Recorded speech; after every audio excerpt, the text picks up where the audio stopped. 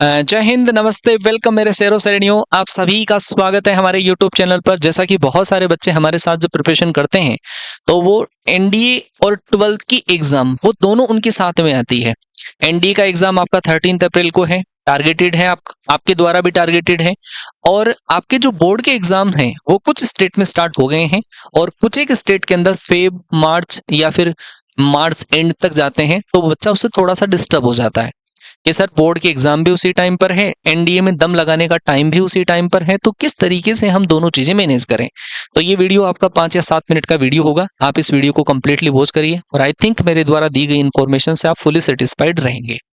अगर मैं बात करूं कि एनडीए के एग्जाम में देखो 2 पोर्शन हुआ करते हैं, मैथ्स का और गेट का पार्ट। ठीक है, मैथ्स के पार्ट के अंदर आपके जो 12th क्लास के अंदर जो सब्जेक्ट चलते हैं और जो टॉपिक चलते हैं उन टॉपिक्स का वेटेज 11th क्लास की कंपैरिजन में थोड़ा सा कम रहता है। हाँ, हालांकि वेटेज होता है, जैसे मैट्रिक्स का डिटर्मिनेंट का 10 क्वेश्चन इसके आते हैं, प्रोबेबिलिटी का अप्रोक्सीमेटली 7-8 क्वेश्चन इसके आते हैं, इंटीग्रल कैलकुलस का 12 से 15 क्वेश्चन इसके आते हैं। हाँ, वेटेज है, बट जो 11th क्लास के जो टॉपिक्स हैं उनका वेटेज, जो एलजेब्रा हम बोला करते हैं, ट्रिग्नोमेट्री हम बोला करते हैं, उनका वेटेज थोड़ा सा ज्यादा रहता है। लेकिन आप थोड़ा सा निश्चिंत रहिए कि आप अभी आपको क्या करना चाहिए, वो बाद की बात है कि वो टॉपिक हम कैसे रिवाइज करेंगे, कैसे हम उनको रिवीजन प्लान में इंक्लूड करेंगे। हाल फिलहाल आपको बोर्ड एग्जाम्स के साथ में एनडीए के एग्जाम को क्रैक करना है, तो बोर्ड में भी अच्छे परसेंटेज बनाने हैं, तो बोर्ड में परसेंटेज भी आपके अच्छे बन जाए और आपका एनडीए में भी काम हो जाए, वो वाली प्लानिंग में आपको डील करूंगा। भाई देखो, 12th की बोर्ड के एग्जाम्स के साथ में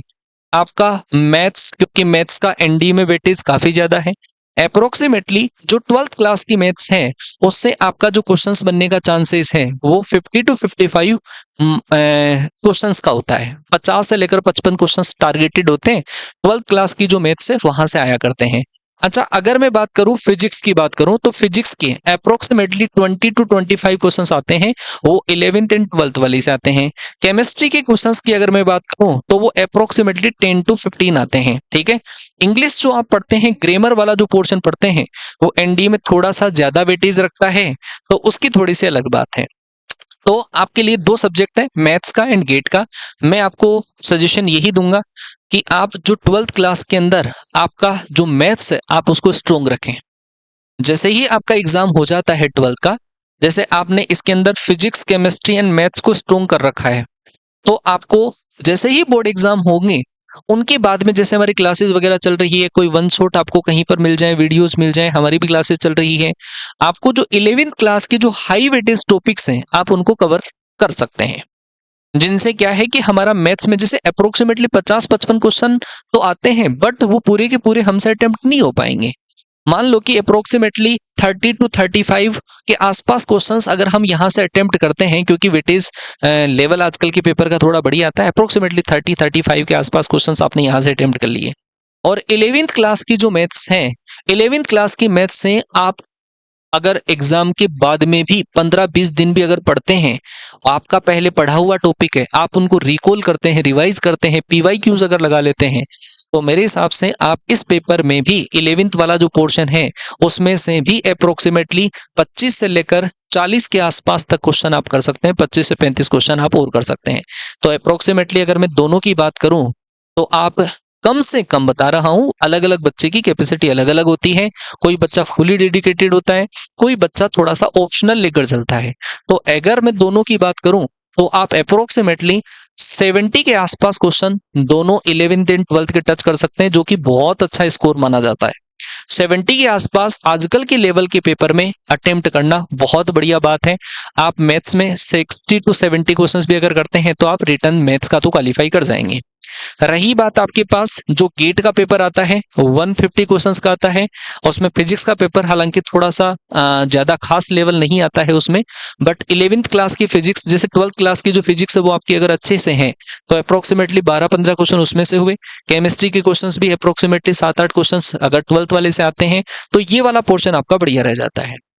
रही बात जीके की, तो बच्चा शायद मेरे हिसाब से जीके को 12th के साथ में पढ़ ही नहीं पाता और आप उस जीके के चक्कर में आप गेट वाला जो पेपर है वो क्लियर नहीं कर पाते। बट मैं आपको लास्ट में सजेशन दूंगा कि ये जो इंग्लिश की क्लासेस है लास्ट टाइम पर कुछ मैराथन क्लासेस, क्योंकि इसमें ग्रामर का पोर्शन होता है, थोड़ा सा और जो पोर्शन होता है, अगर आप मैराथन क्लासेस वगैरह को अगर अटेंड करें तो आई थिंक लास्ट टाइम पर आपकी इंग्लिश जो है वो भी अच्छी हो सकती है। 15-20 दिन कोई बड़ी बड़ी क्लासेस जहाँ पे चलती है या पीवाईक्यूज भी अगर आप रख लें तो आप इसमें जो 50 क्वेश्चंस आते हैं उस 50 क्वेश्चंस में से मान लो कि 25 भी कर पाते हैं। इंग्लिश अगर बढ़िया है तो हो सकता है 30, 35, 40 भी कर पाए।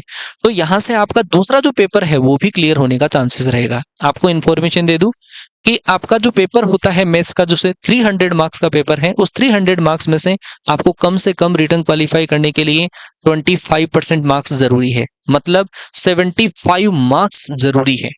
अप्रोक्सीमेटली आपका 30 क्वेश्चन अटेम्प्ट होना जरूरी है, 30 क्वेश्चन राइट होना जरूरी है। ऐसा हर बार नहीं होता कि 25% मार्क्स लाना जरूरी है। पहले के एनडीए के एग्जाम में 22% या 20% है ना, ये भी गया है। 75 से नीचे भी किसी बच्चे का स्कोर अगर हुआ है मैथ्स में तो बच्चे ने क्लियर किया है ना।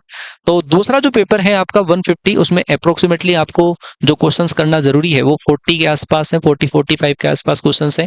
तो वो आप इन तीनों सब्जेक्ट से कर सकते हैं। जीके अगर आपने नहीं पढ़ा है, और बहुत बढ़िया बात है, अगर आपने जीके भी पढ़ा है तो थोड़ा जो हाई वेटेज पोर्शन है वो आप अपनी फैकल्टी के साथ में कंसल्ट करिए और वो वाला पोर्शन थोड़ा बहुत रिवाइज कर लीजिए, ठीक है। तो बोर्ड एग्जाम्स के साथ में आपको टेंशन लेने की जरूरत नहीं है, पेपर क्रैक हो भी सकता है। पहले ऐसे ऑल इंडिया रैंक 1 उस बच्चा वो भी विच ने 12th के साथ में ही कवर किया है। तो ज्यादा टेंशन लेने की जरूरत नहीं है, मस्त रहिए, बिंदास रहिए, तैयारी करते रहिए और अपने आप को थोड़ा खुश रहिए। डिप्रेशन के अंदर जाने की कोशिश मत करिए, अदरवाइज सारी चीजें ऊपर नीचे होने के चांसेस रहेंगे। आप ना ही तो 12th में बढ़िया कर पाएंगे, ना ही आप एनडी के एग्जाम को बढ़िया कर पाएंगे, ठीक है। हमारी विशेष आपके साथ में है। अगर हमारे से कोई इन्फॉर्मेशन, हमारे से कोई जो सहायता आप लोगों के लिए बन पाएगी वो पूरी करने की कोशिश हम करेंगे। क्लासेज चैनल के ऊपर चल ही रही है। English by Sanjeev Thakur channel, English by Sanjeev Thakur sir, उस चैनल पर भी हमारी क्लासेज हुआ करती है वन शॉट टाइप की। आप उन वाली क्लासेस को भी अटेंड कर सकते हैं जिससे कि लास्ट टाइम पर आप बढ़िया स्कोर कर पाए। उसमें हम क्लास के साथ में ही पीवाईक्यूज भी करवा देते हैं, ठीक है। तो खैर मिलते हैं। एक छोटा सा प्यारा सा कमेंट आज की इस वीडियो पर, इन्फॉर्मेशन पर होना चाहिए। मिलता हूं आपसे हमारे अगले सेशन में, तब तक के लिए टाटा बाय बाय, जय हिंद, वंदे मातरम।